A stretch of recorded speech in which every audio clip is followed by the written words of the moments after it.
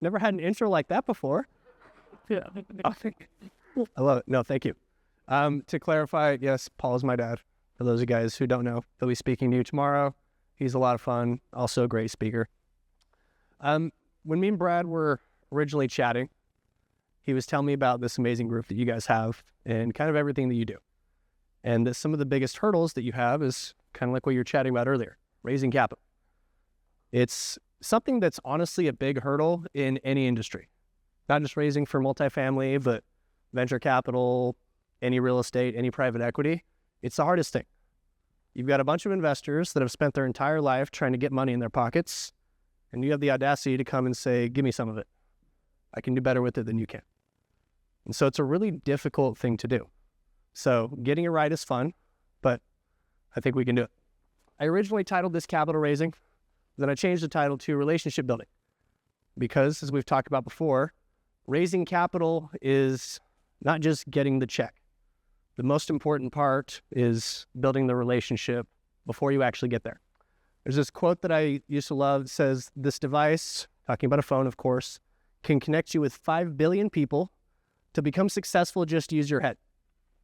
And when I first heard that quote, I thought, well, Mark Zuckerberg created Facebook and he connected billions of people. I guess that's the only way to get rich is we got to get really good at coding. You got to create some platform and then connect a lot of people. And then I realized the key word in here that's bolded is you. You don't need to connect tons of people to each other. You need to connect yourself with all those people. And we all, thankfully, thanks to the internet, thanks to smartphones, have the ability to do that. So I want to dive into that. First off, you're probably wondering, why is this 29-year-old guy telling you how to raise money? What does he know? Wonderful question. I'm glad you asked. First off, I came from what we call a fundraising family. I grew up watching him raise billions and billions of dollars for a fund called Bridge Investment Group. And they've done pretty well. They went public, and they're now at about 50 billion assets under management, and Apollo is about to acquire them in a couple months. So I grew up, instead of doing normal stuff, he dragged me to meetings with rich guys, and in high school I was going to dinner with congressmen and had no idea. But it was a really fun way of getting exposure to this space. On top of that, I've raised for a lot of charities, a lot of startups, and a lot of funds. My dad's got a bunch of foundations that we've raised millions and millions for. We've worked with a lot of startups. I currently consult for a bunch of different funds to help them raise capital because, like we said, that's the hardest part in this space. As Brad said, I also host events. When I'm talking to people not in finance, I say I host parties for rich people because that's really what they are. They're fun networking events specifically for high net worth investors. They're not educational or, learning kind of like these. They're more, let's put a bunch of people in the room and say, you're all cool, get to know each other. They're called Jets and Capital, but we have had them at jet hangars, Mar-a-Lago, Formula One races, just fun, unique locations that incentivize our high net worth guys to come out. So they're fun. We're going to talk a little bit about those events at the end because we have a offer we put together for you guys if you're interested that we want to get you involved. First off, I want to talk about the two types of allocators. First one is called institutional. This is your typical investment banker, endowment funds. It's not necessarily the guys that have the money themselves. It's the guys whose job it is to find deals. These are, if you ever go to like iConnections or these conferences where they're specifically deal pitching, they do what they call speed dating. And they'll literally sit you in different tables and sit you down with one of these institutional guys. And politely, they'll say, hi, I don't care about you. Tell me about your deal. I want to see the numbers. Give me your pitch deck. If we're interested, we'll talk to you later. That's the extent of it. These guys are not relationship focused. They don't care about me. They don't care about you. They care about the deal. And there's money there. They're fun to work with, but they're usually a lot more critical of things. The other type of capital we call private capital. And that's what, honestly, the majority of relationships that we have are. They're ultra high net worths. They're the principals or the actual founders of family offices. They're the guy that worked forever to make a bunch of money, and now it's all his money that they're managing. They're also advisors for these family offices. These are the people who, it's not their job to find deals. It's their job to decide if they like you or not. Because at the end of the day, like I said, These guys don't care about relationships, but the private capital does. And one thing to note, there's money everywhere. We can go to events or even in public, and you'll find the randomest people that you will have no idea are some huge ultra high net worth.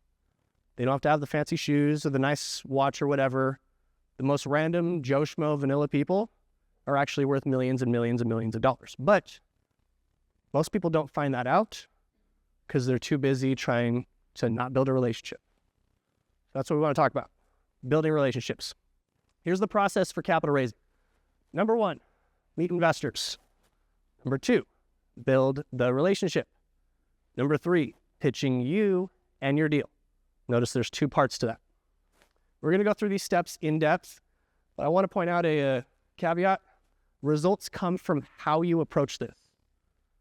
These are not guaranteed because everyone approaches these differently. We did one of our Jets and Capital events in Dallas back April of last year, and I got 2 phone calls the next week. The first one was a guy who was raising for, I think it was a startup that they were doing. He's like, hey, we just got a commitment for $5 million.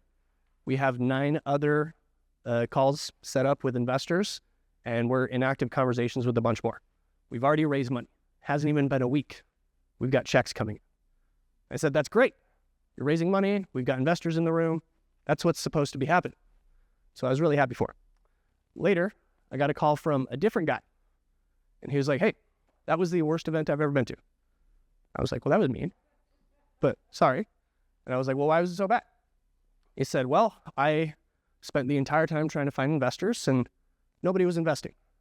I asked everybody, are you investing in deals like this? And everybody said no. Is there really even investors at these events? You know, are they legit? And I was like, wait, hold on. You have one guy that said, I met a bunch of investors and raised a bunch of money. And another guy saying, is there any investors here? The answer is yes. The difference is in how they approach that. One guy was going around, hi, will you give me money? Hi, do you have money? The other guy was, hey, let's build a relationship. Let me tell you what I'm doing. And then let's do transactions. And that's the key of how working with these high net worths really needs to happen, is because there's too many people that are too direct, and investors don't like that, frankly. Okay, how to meet investors. This is just general lead generation for investors for your pipeline. Couple kind of things I'll go through. Number 1, BMI, local business networking groups. In general, as much as I love the people to put those on, those don't have investors at. You got to think in the mind of an investor.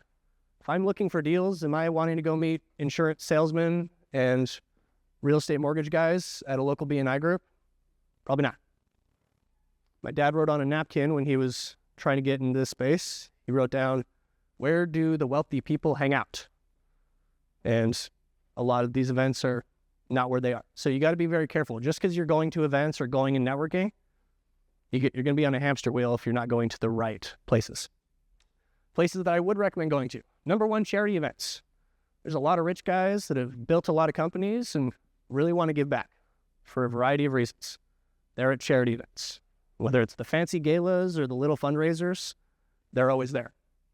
Investor and family office specific conferences. Now, when somebody says, hey, we're doing a conference specifically for starting a business, it's a very generic term. You're going to get anybody off the street that wants to start a business. If you get a hyper-focused one, like Brad's, hey, we're specifically just talking about raising money for multifamily, that's a lot more niche, a lot more specific. You want to find specific conferences that are either educational or for investors, because that's where you're going to meet them. Investors aren't craving more deal flow. They're craving relationships. They're craving experiences. Going to specific niche events like these are where they can get them. As far as finding events, there's a couple sites that I recommend. Eventbrite and Luma we've used to host ours. Social media is a big one. But honestly, your biggest one is referrals. Referrals are what we call the secret sauce. They're the key to arguably everything. I've seen guys spend millions and millions on lead generation only to be completely taken over by people that have their referral game down. Because if you're getting a lead, whether it's for raising money for your deal or selling some product, The strength of the lead depends on where it comes from. If you've got a dude that clicked on a social media post and filled out a form, that's kind of warm. If you've got somebody that got an introduction to you saying, hey, meet Jordan, he's really cool, and that's coming from a close friend, that person really wants to prioritize meeting. That's a lot more warm of a lead than just random ones. So getting referrals is the big thing. Like I said earlier, everybody knows people. When you're at events or meeting people, just because they're not an investor doesn't mean they're not valuable. My most valuable connections are ones where I met someone, found out they're not an investor, you don't have money, you're not investing in deals. Most people would be like, okay, I don't want to talk to you anymore. You can't help me. But if you build a relationship with those guys, bring them value, they then want to say, hey, how can I help you? That's when you ask for referrals. It was sort of the laws of reciprocation. I can speak. Yes? Okay, one person. Beautiful. Okay. Law of reciprocation is the I help you, you help me. There's this little phrase that a friend told me called WOOFM. And at first I was like, what the crap are you talking about? But it stands for what's in it for me. And that's psychologically what every single human is thinking when you meet them. When you meet someone, you're polite, you're nice. Hey, good to meet you. What are you working on? But at the end of the day, in their head, they're thinking, what's in it for me? What can you do for me? And that's just how we are. We're naturally selfish. That's life. But everybody you talk to is wondering what's in it for me. So the secret sauce of when you meet people is help them. Figure out what they're working on. Every time I meet people, whether it's on a Zoom call, whether it's at an event, whatever it is, it's not, hello, good to meet you. Can you give me something? It's, hey, tell me about yourself. Let me get to know you. Let's build a relationship. What are you working on? What's important to you? What's this project that's taking up your headspace that you have headaches with? How can I bring you value? And eventually you bring people enough value, they start to feel guilty and say, hey, how can I help you? And that's when the magic starts. That's when you can say, well, if you want to help me, what I need is introductions. I want more investors like you. You're obviously interested in what we're doing. I want to meet some of your buddies. So making it so you're helping people and in return they're wanting to help you, that's how you can grow your network more than anybody else. I guarantee that. I just need to meet investors is something I hear all the time. Because a lot of times we think our network just sucks. We only have a few people in our Rolodex. If I just could meet investors, that would fix all my problems. The problem is, like I told you about our Dallas event, that's not always the issue. I, multiple times a year, put hundreds of people in the same room and give them the chance to meet investors. And we get that same feedback. Some people are like, hey, I raised $10 million. I had one guy after our Salt Lake event. He said, hey, I wrote a check for $50 million from that event. I was like, that's great. Can you please come to the next one? Like, you're obviously really cool. We want you. But then I get other people that are like, I don't think I should go to the events anymore. Pay X amount of money. I'm not raising anything. But then you see them at the event and they're going, hey, here's my pitch deck. Here's my deal. Can I tell you all about my deal? I need to take you away from this conversation so you can see everything about my deal. And you wonder why they're having a hard time raising capital. It's because they're so hyper-fixated on that deal. And that's not a bad thing, being hyper-fixated on that deal. Actually, we'll go back. But you got to keep in mind that the relationship is a lot more important. It's not just about meeting investors or getting in the right room. It's about that relationship. Somebody want to read this out loud just because it's funny? Hi, good to meet you. I mean, but perfect. That's This isn't hopefully what you're saying, but there are tons and tons and tons and tons of people that do it. And they'll do it in different formats. It's, hey, good to meet you. We're working on multifamily syndication deal that's yada, yada, yada. Or, hey, good to meet you. I've got this really cool startup that's going to be worth billions of dollars and change the world, and yada, yada, yada. That's all the investors hear. Anytime you start coming into a situation, starting with your deal, that's what that translates to. It's, hi, you have money. I don't. I need your money. I only see you valuable as a check.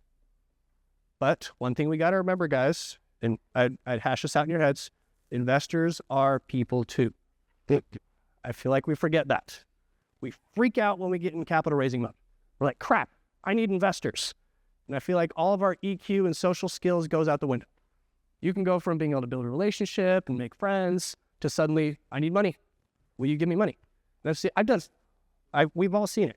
Suddenly we get stressed. We are freaking out because we have a deadline, whatever it is. We go into this capital raising mode of, I need money, give it to me, screw the relationships. We need to be careful not to get into that. Okay, step 2. Like I said, build a relationship first. Your priorities are this. This is whether it's meeting people at events or meeting people on a Zoom call or crossing paths on the street. I don't care. This is your priority. Notice how it doesn't say they need to hear everything about my deal. Notice how it doesn't say they need to write me a check after 5 minutes of knowing them. Priority is you want them to like you and remember you. You want to exchange contact info. I put that because we've had a lot of instances where people after events are, hey, do you remember Bob? He was in the, or I think his name was Bob. He was in the blue suit and was losing his hairline. I was like, well, that's about half the room. So can you help me narrow it down a little? Get their contact info. That's so important, guys. When I say like and remember you, after an event, you pull out your phone, you've got like 20, 30, 50 new text threads. Hi, I'm Jill. Good to meet you. We chatted about X, Y, and Z. You're going to have a lot of those. What your goal is when you meet an investor, you want them to look at that text thread and say, oh, Paul, he was cool. I liked him. I want to hop on a call with him.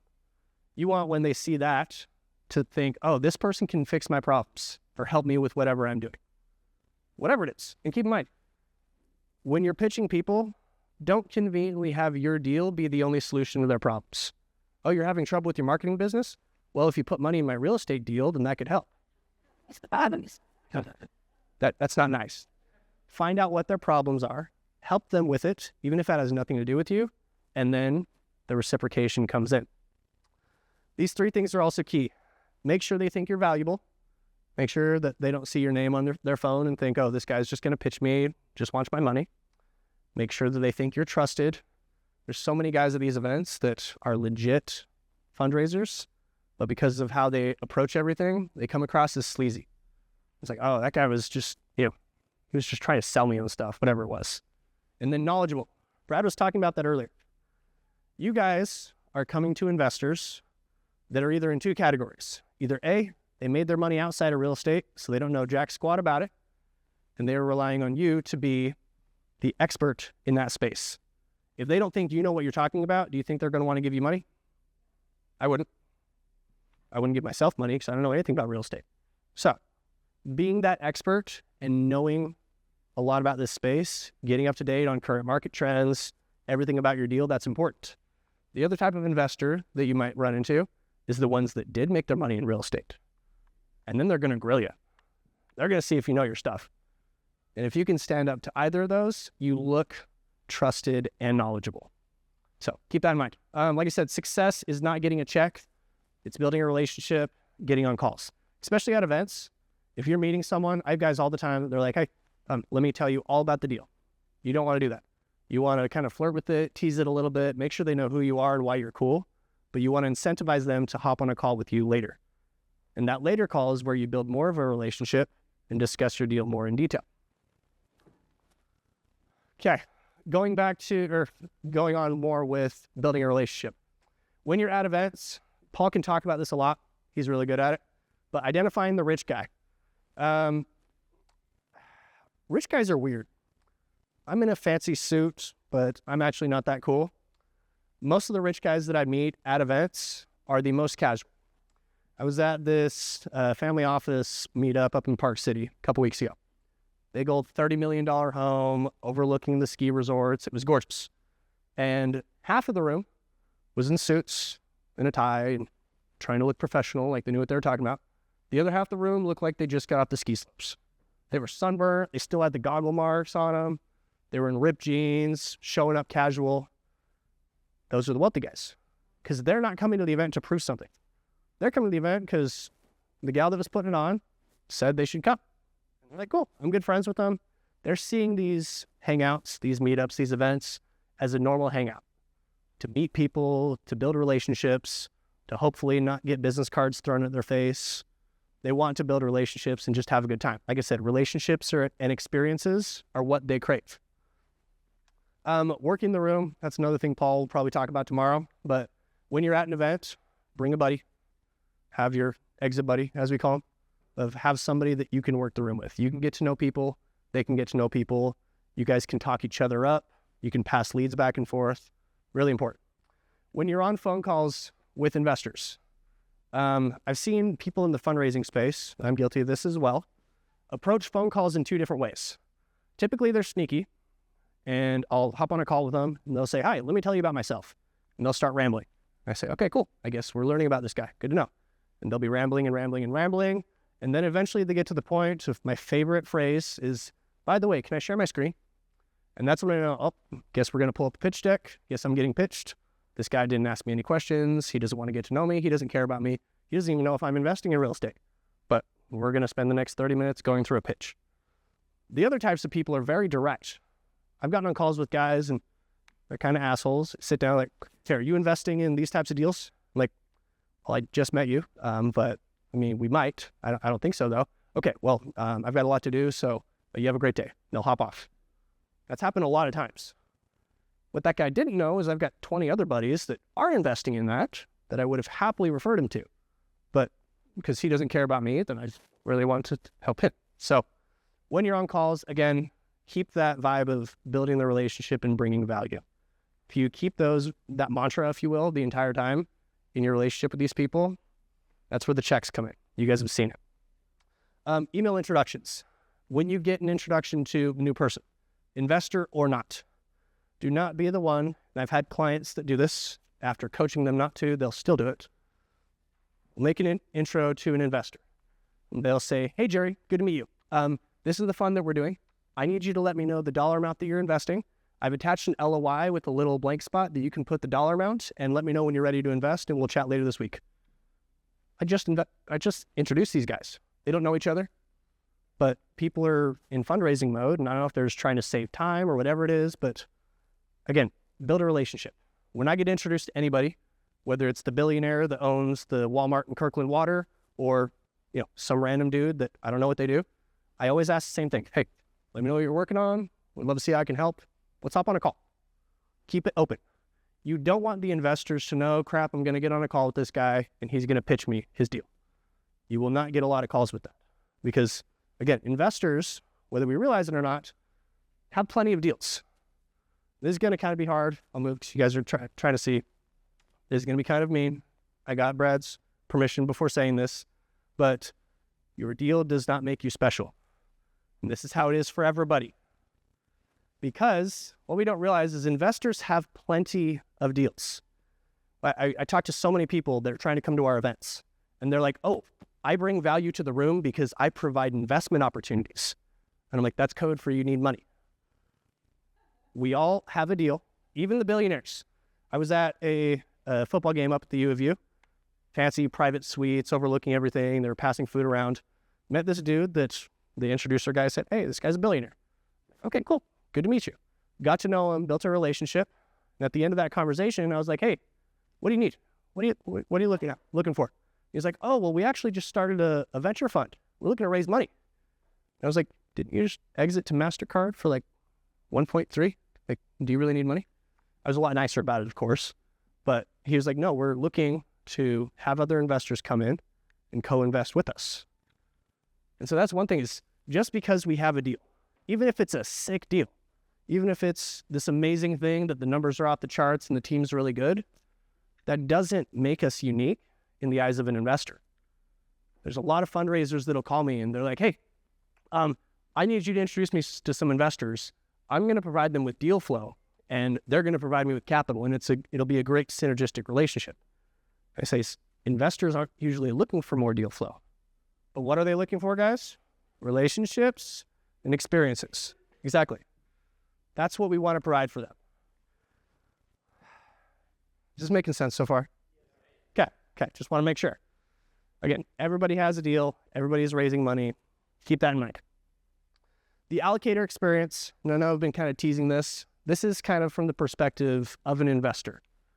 And keep in mind, when my dad exited Bridge, we started our family office. So I was kind of able to see the fundraiser side as he was raising money, and then the allocator side as he was deploying it. So it was a really unique perspective there. Like I said, they have plenty and plenty of deal flow. They don't need more of that. They like to co-invest. Most family offices that I see that do deals together, it's fascinating. We had our event in Vegas about a month ago, which, quick story, we were supposed to have our event on a Friday. This is one of our private jet hangar events. We found out Thursday morning that President Trump was coming into Vegas.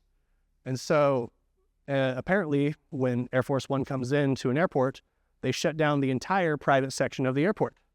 And so we found out Thursday morning that we had to move our Friday event. So we spent, our team of 50 people, spent 2 days crazily trying to move that event from Friday to Saturday. And surprisingly, everybody still showed up.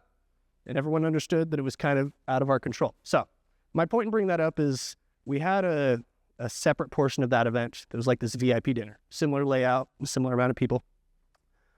Kristen, my wife, and I sat at this table with a couple of the billionaire guys that were in the group. We were really pumped when they came and sat down. We were like, oh, the cool guys are here. We get to sit next to the VIPs. And I was, prepping to, we'll talk about the deals that we're working on. We'll, see if they want to come to the next event. The entire time they spent talking religion, politics, and telling dirty jokes. And I was like, these guys own tons and tons of companies. But again, they're allocators. They're looking to build relationships.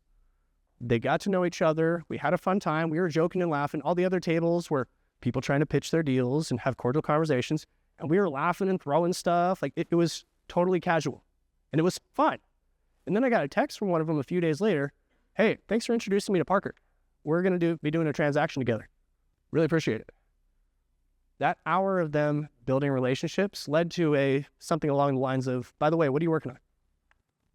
Cool, let's do it together. Investors want to throw money at people, not just because of the deal. The deal's got to be good. The team's got to be good. But I've had multiple guys that are like, hey, I don't do much in private equity, but I want to write you a check just because I want to do business with you, because I like you. I want to do stuff with you. Keep that in mind. How you're perceived, be unique. Paul has this down to a science. Brad was talking a lot about it earlier. Don't be the guy that when you ask, well, tell me everything about your life, all you say is, well, I raise money for apartments. We're a lot more unique than that. Everyone here is. Finding something that makes you unique in the eyes of an investor is so important. Frankly, that's why I do the events.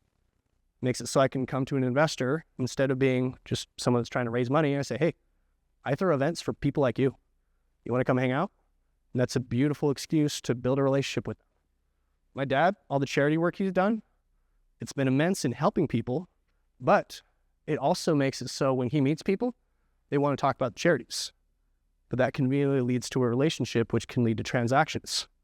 So whatever you guys do, I don't care if it's pickleball or stamp collecting, have something that's unique about you aside from your deal. I had a client that we onboarded this week.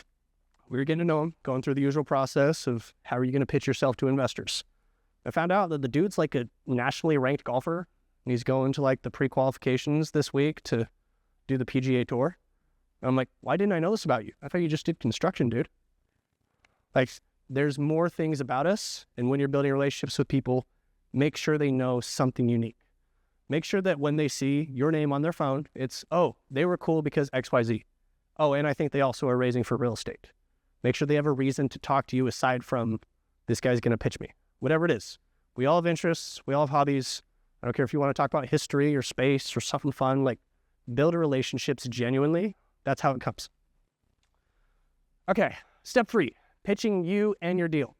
There's a differentiating factor here. When I say pitch you, this is a pitch about you yourself. We've been kind of talking about this already. Pitching your deal is strictly your deal. Here's kind of some examples that I use of decent, better, best, of pitching yourself. First one. Hi, I race for a multifamily real estate fund. Cool. So does half the country. Because there's a lot of people in real estate. Here's a better one. I offer investors financial freedom through these investment opportunities. Okay. Incentivizing, better, a little more fun.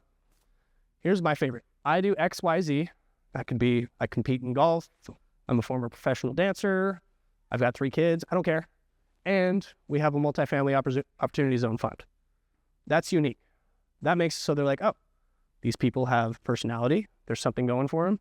There's something that we can build a relationship on. And then there's also an investment opportunity. That's how I'd go about it. Did you get the pic? Am I good to go? He was taking a picture, so had to be sure. Pitching about your deal. Back to the WUFM. What's in it for me? If you're coming in talking about the amazing opportunities that this specific market offers, and that's all you talk about, investors do not care. Investors want to know what's in it for me. What's the return profile? Are you any good at your job? And is the rest of your team any good at your job? I don't care about why multifamily is a good investment. You know, a lot of us have heard that before. I don't care why Houston's a great place to do multifamily. I've heard that before. Why are you different? Why are you unique? Why are you going to take care of my money better than my Goldman Sachs guys? Why are you going to take care of my real estate investment better than these other guys I've been trusting for years? Making it so you're different is so important. Is it a good deal? Again, hate to say this, but sometimes our deals are not good. But a lot of times we're so hyper-focused on raising money that we don't realize it. If we're working on getting feedback from our investors, so you sit down, you're getting to know them, building a relationship, telling them about your deal, and instead of saying, you know, do you want to invest? You say, hey, what are your thoughts on this? Is this something you'd throw money at? Or, you know, do you have any feedback? Is this a good deal? I'm trying to build this and make it so it is. And they'll tell you, hey, the structure is bad. You need to redo your financials. You need to make it so we're making more money sooner. Whatever it is, getting that feedback from investors is crucial because you've heard the old adage of if you ask for money, you'll get advice. If you ask for advice, you'll get money twice. Yeah? Get that advice from these guys, whether they know real estate or not. If they made their money in some B2B tech SaaS startup, cool. They've got money. Find out what they're looking for. And it's, if you're looking to invest in real estate, what would you invest in and why? Find that out. Practice and rephrase. Get good at pitching. I don't care if you use feedback from friends or ChatGPT, but make it so when they ask, what do? You've got a set script that you can just roll through, that they can know the cool aspects of it. It's not a long ramble. It's concise. You sound like you know what you're talking about. I've got a gal that we're working with that's trying to run for office in the state that she's in. And part of what we're doing in the consulting with her is helping her get that phrasing down. Because if you ask her about a specific topic, immigration or wokeism or anything like that, she's kind of stumbling over her words and trying to, you know, really nail down what the official points are. And that's the biggest thing. So I'm like, hey, if we're going to put you on stage and try and raise money for you, you need to be able to crank these out. Sound like you know what you're talking about, sound researched, polished. It's the same thing with this. Practice your pitch, get it down, know it well. Okay, I'll talk about events a little bit just because they're fun. I've been doing events since I was a kid. I don't know why. We did a party for all of our elementary school teachers. I threw parties in his basement in high school. It was fun. We had like 300 people. Cop showed up. It was really cool. We did an events company in college that did like event production for schools and corporate and stuff like that. Anyways, all these years I was doing them just because it was fun. And then I got into working with our family office and working in finance. I thought, well, I just wasted all these years doing events. And then I started going to other events and realizing there was a need for these niche networking events that we started hosting in private jet hangars. Events are great because they bring people together. Perfect example, we were talking to a guy just on the way over here. It's similar to you, Brad. He's got a bunch of fancy cars that he wants to bring to our event. And the guy asked, hey, could I bring my cars to your event? I was like, yeah, please. And he's like, why are you so excited? Well, because I get a bunch of Paganis and Lamborghinis and crap at my event for free, and you get to show them off and, you know, build your ego, whatever it is. People want to do that. Events are great because it's a mutual synergy. Fundraisers are coming because they want to make money. Allocators are coming because they want to build relationships, have an experience, and find deals. So they're amazing. I definitely recommend going to more, being a part of them. What Brad has going here is amazing. I'm really glad you guys are a part of it. Couple best practices. How much time do we have, babe? 10 minutes? Okay, beautiful. Okay, I'll be fast. Okay, Brad was saying this earlier. Do not be pushy or desperate. Hi, we really need money this week, and if not, we're going to go out of business. Do you want to give me money? No? Sorry. That's the right answer. You want them to trust you. Don't be desperate. If you are desperate, exit. Whatever it is. That's my advice. If your deal's, you know, about to go under, do something about it. But make sure your investors don't feel like them coming in is going to solve your problems. There's so many people. I'm down in Lehigh, which is down in, they call it Silicon Slopes. They're trying to be the new Silicon Valley. Everyone and their dog is another startup that is thoroughly convinced that a $10 million raise will solve all their problems. When in reality, they don't need a raise, they need to get profitable, or they need to get a minimum viable product that actually works. Money raising shouldn't be the end all. It should be the, we've got a good deal and you really want to get involved with what we're doing. Coming from a place of understanding. Like I said, some people have made their money in real estate, some people have not. I've seen a lot of pitches where people will come in, especially in the crypto space. You meet guys that are in Web3 and crypto, and they're like, hi, we've got a AI NFT project with all these tokenizations and XRP, blah, blah, blah, blah, blah. And I'm like, dude, I have no idea what you're talking about. They're like, it's a good deal. Sure it is, but I know nothing about it. When you're pitching people, know where they're coming from. You need to find that careful balance of knowing what you're making sure they think you know what you're talking about, but also coming from a place where they understand what you're saying. Buy boxes are lenient. A buy box in our space is an investor is currently looking to invest in XYZ. They'll usually tell people that if, hey, we're a family office that's looking at green energy deals and real estate and yada, yada, yada. Unless it's a fund, if that's coming from a private investor or a family office, those are very lenient. They'll tell you, oh, we don't do real estate. We're not in that. And then after you build a relationship 30 minutes later, they're like, tell me a little bit more about your deal again. I think I'm interested. And it's because they're trying to push you off. They don't want to just get pitched. What they do want to get pitched on is that specific leverage. But in reality, you build a relationship and they'll invest in you just to say, like, keep that on. Okay, look good online. I know a lot of us have some adversarial feelings towards the internet, but when people meet you, the first thing they will do is look you up on Facebook, Instagram, or make sure you look good. Make sure that it's professional. Make sure it reflects what you're trying to do here. Keep that in mind. Qualify by conversing. So, like I said, at our events, we have some people that go around. You an investor? Are you interested in Indonesian beachfront real estate? And people usually say no. As they're very abrupt and abrasive. Build a relationship with them, get to know them. That's how you can qualify if they're actually an investor. Trying to save time by getting to know them if they're an investor right off the bat, it doesn't work. Which brings up the chips. I've had a lot of people that are like, I didn't get a single check last night at our event. Well, I wouldn't give money to you either if I last night. But get to know them. No, it takes time. Be the expert and authority in your space. We've talked about that. To prioritize the relationship, money, and for money will yes, needs. Okay, it's a couple of resources I want to go through. So wrap up. Number one, capital raising experts. That's the number one guy. You need to do more capital raising content. So a lot of your online stuff is landscape. Anyways, he's really good. I'll get his event. The number one, Rad Blazer. We're talking on the way over here. Great guy, has a phenomenal mastermind, specifically focused on capital raising. Tim Lai, a good friend with me, colleagues, Hunter Thompson. Also, these guys specifically, they're not in any specific industry. So, for one or another, it's these guys know how to get money. I had a list of like 30 books that I realized you're not going to read 30 books. I never read a list of more than 20 books after that. So, here's the two I would recommend. I've been friends and influence people. Unless you go live together a rock, probably heard of it. It's important. Those principles are very applicable here. Last one is never heal out. Really, really good at building up network relationships, things like that. Lastly, a good friend of mine, Ryan Miller, he has a whole program also on capital raising that I'm up here. So if you're interested in that, highly recommend. Yeah, keep it. Okay.